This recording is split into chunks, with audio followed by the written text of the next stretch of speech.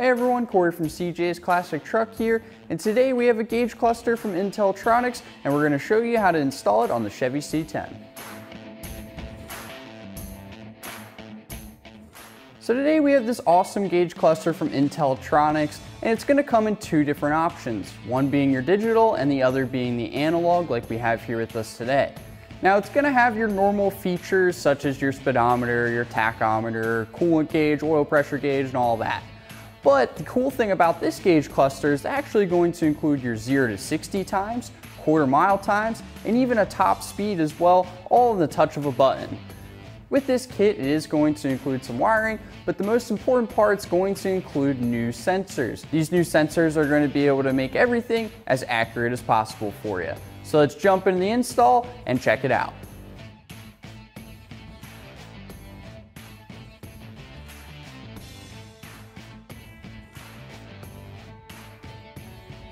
To start things off, I'm going to go ahead and disconnect the battery because when removing the factory gauge cluster, you have to pull out the headlight switch, which will keep the headlights on at all times.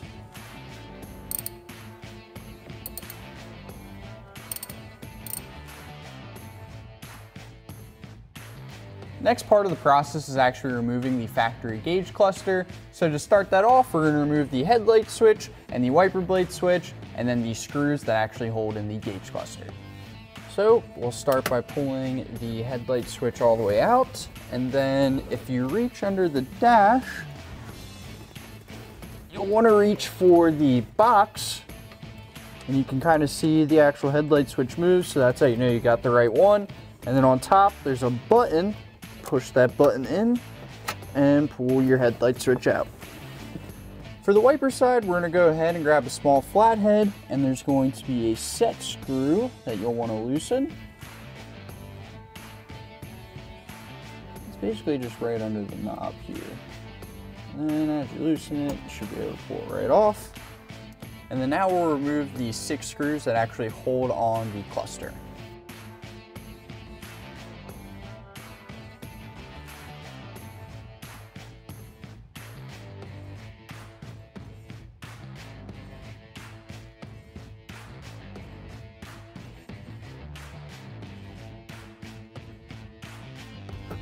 Now I'm just going to pull this forward a little bit, nothing too crazy because we still have everything connected on the back side, but this will make it a lot easier to get to everything. All right, now that we are behind the dash, we're going to go ahead and start disconnecting some of these lines. First, we're going to start off with the oil pressure line here. So just grab your 5/16 wrench and a rag because you might have a little bit of oil coming off with it when you're taking it out. All right, so now we can go ahead and disconnect the speedo cable, which should just be hand tight. Now we'll go ahead and disconnect the wiring harness from the back side of the cluster. And then since we do have an automatic, we'll disconnect this bulb here, which illuminates the shift selector. And then we should be able to pull the cluster out. All right, so let's go ahead and get this cluster out of the way.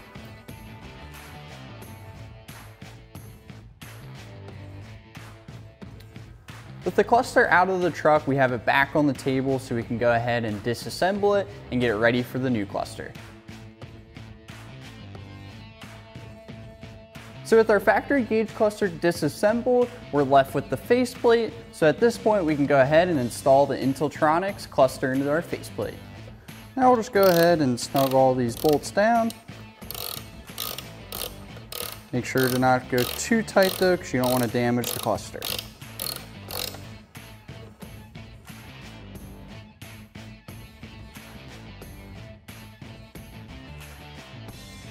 Now with the Intellitronix cluster installed into the faceplate, we're good to go ahead and start throwing this back into the truck and then start wiring up all of our new sensors.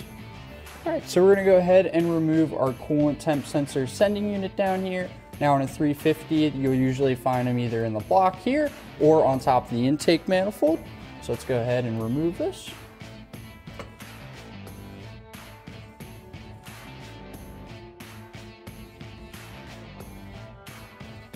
And make sure you have a drip pan underneath because you are going to lose a little bit of coolant.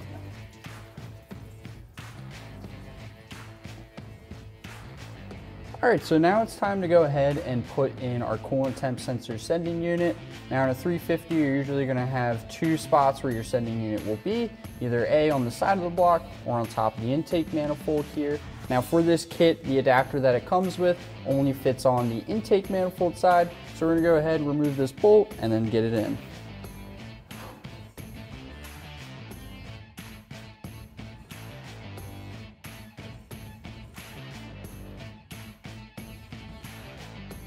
But as I was taking this bolt out, I found out quickly that I actually needed to remove our upper radiator hose. So I went ahead and did that. Now we can get this out of the way.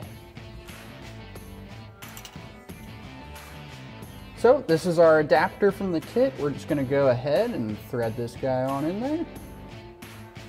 And once you have it hand tightened, you can go ahead and crank it down with your wrench.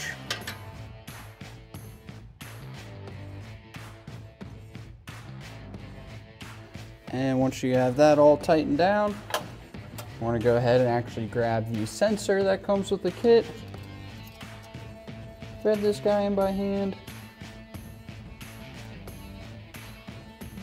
And once you have it tight, go ahead and tighten it down the rest of the way.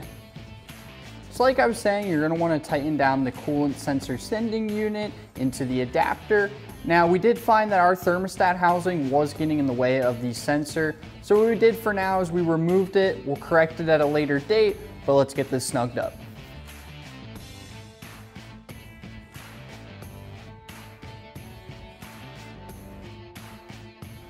Now that the sending unit is tightened down and installed, we're going to go ahead and connect the wiring harness and then fish the wires through the cab of our truck.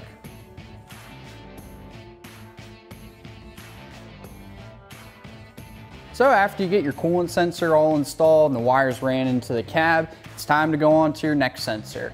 For us, we're going to be doing the speed sensor. So I got the front end of the truck jacked up. We're going to crawl under, remove the old one, and install this new one. So this is our factory speed sensor here on the transmission. This is going to be hand tight, so just go ahead and loosen this guy up. Now you're going to grab your new sensor here. Go ahead and put that guy in and then start threading it on.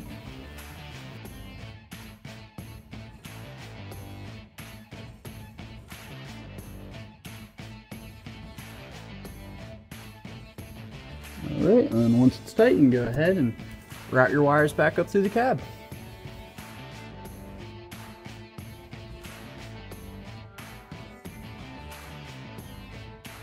So we got our speedometer sending unit installed, and then we also have the coolant temp sensor sending unit installed as well. Let's go ahead and get the oil pressure sending unit in.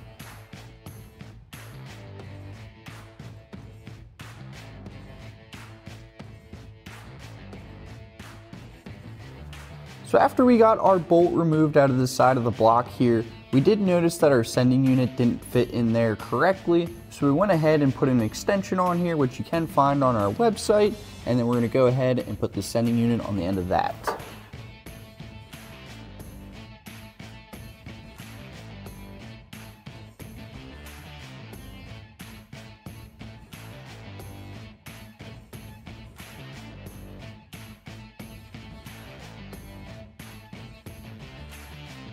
Now that we have our sending unit all tightened down, we're going to go ahead and install the wires to the sending unit and then into the cab of the truck.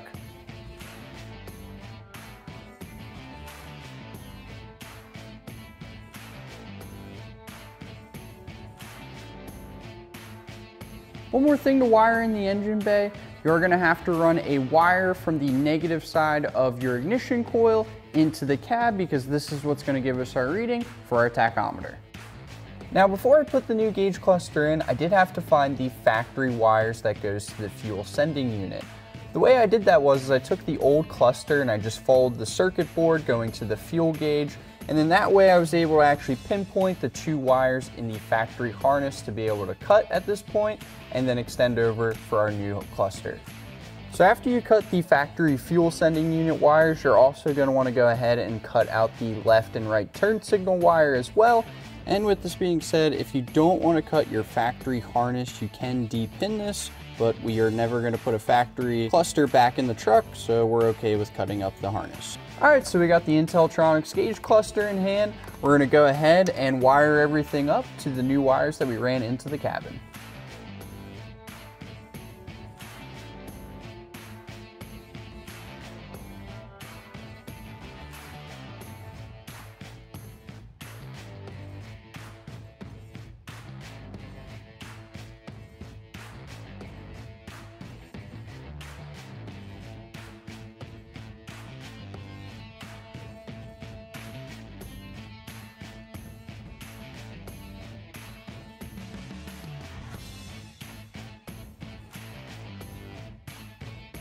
Alright, so we got the fuel gauge all wired in. Now we are going to move on to the turn signals.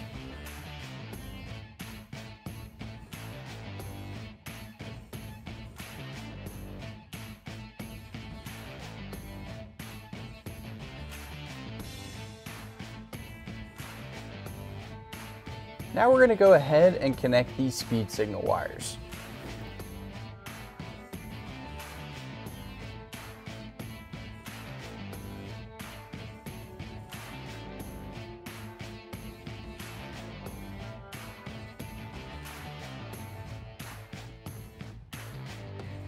Now we're going to go ahead and wire in the tachometer, which is going to be the green wire on your Intellitronix wiring harness.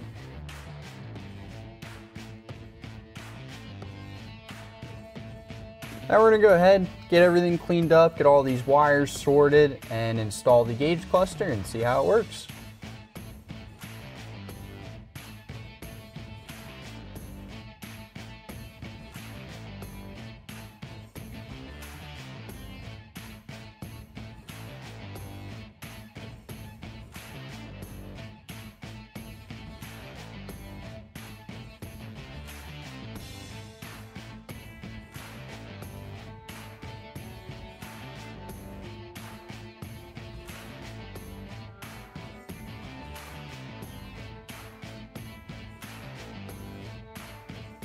So we got the battery hooked up. We're going to go ahead and turn the accessories on to see how it works.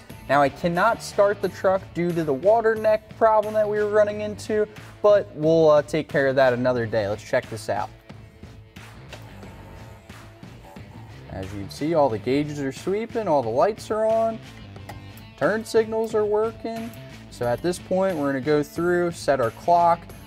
If the truck was able to run and drive, we would set calibration for the speedometer at this point, but because of the water neck issue, we'll have to save that for a later date. As you can see, we got the Intellitronix gauge cluster installed in the C10, and it looks absolutely amazing. Just give yourself a couple hours to be able to install this, because the wiring can definitely take some time. But as always, it's time to drop a gear and disappear. Don't forget to like, comment, and subscribe on the video, and check out cjponyparts.com for all your classic truck part needs.